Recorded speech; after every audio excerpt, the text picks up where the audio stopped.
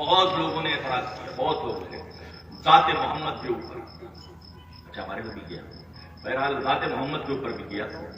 تو میں بتانا یہ چاہتا ہوں کہ جو منافق قوم اس دور میں تھے، ابو جہل، ابو لہب، عتبہ، شیبہ، عتیبہ، منافقوں کا ایک جمگٹ لگا ہوا تھا.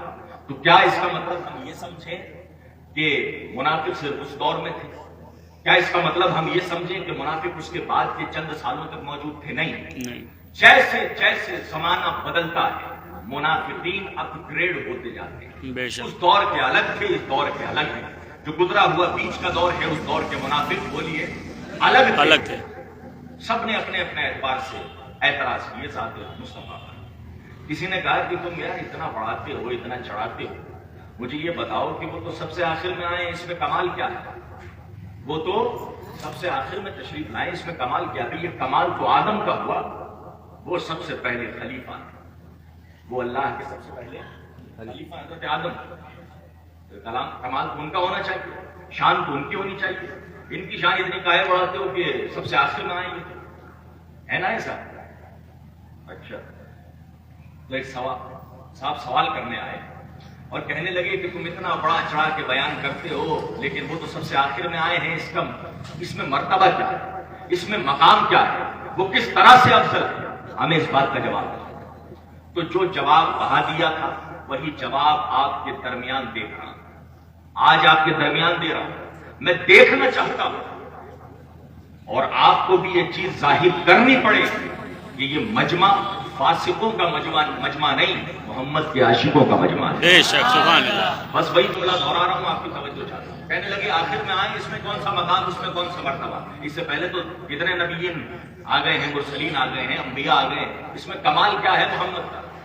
میں نے کہا سن، اس کا جواب مجھ سے مت پوچھو، اس کا جواب مجھ سے مت پوچھو، اس کا جواب کسی عالم سے مت پوچھو، اس کا جواب کسی عابد سے مت پوچھو، اس کا جواب کسی کتاب سے مت پوچھو.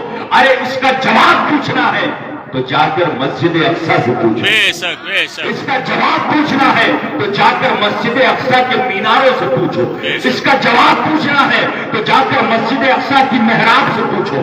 اس کا جواب پوچھنا ہے تو جا کر مسجد اقصیٰ کے مصلی سے پوچھو، جو آج بھی برملا اعلان کر رہی ہے کہ جتنے انبیاء اور مرسلین پہلے آئے تھے وہ مقتدی بنے ہوئے ہیں اور میرا نبی آخر میں آیا امام المقتدی بنا ہوا ہے. سبحان اللہ، سبحان اللہ. امام المقتدی بنا ہوا ہے، یعنی جو پہلے آئے وہ پیچھے ہیں، جو آخر میں آیا وہ آگے ہے. امام المقتدی بن کے مسلح سنبھالے ہوئے ہیں. کہیں سبحان اللہ، سبحان اللہ. یہ بالکل نہ کریں، یہ دنیا داروں کا کام نہیں، یہ پروردگار کا کام ہے. کسی کو افضل کرنا، کسی کو پڑھانا، کسی کو بلند کرنا، کسی کو اوصاف و کمالات سے نوازنا. یہ کیا بات ہوئی کہ ووٹ کے ذریعے کسی کو افضل تو نہیں بنایا جا سکتا؟ بھئی ووٹنگ کے ذریعے کسی کو افضل بنایا تو کیا بنایا؟ دنیا دار ووٹنگ کے ذریعے تو کسی کو افضل بنا سکتے ہیں، مگر جسے پروردگار افضل کرتے ہیں اس کا مقابلہ کہاں سے کرو؟ اس کا مقابلہ کہاں سے لاؤ گے بھائی؟ اس لیے پورا بھروسہ اور یقین اس ذات واجب پر رکھیں، دنیا داروں پر نہیں. انشاءاللہ جس نے اپنے محبوب کی نسبت ہمیں عطا کی ہے، ہم سب کو عطا کی ہے، روز محشر اسی محبوب کے صدقے میں وہی رب ہمیں جنت بھی عطا کرے. بے شک، آمین.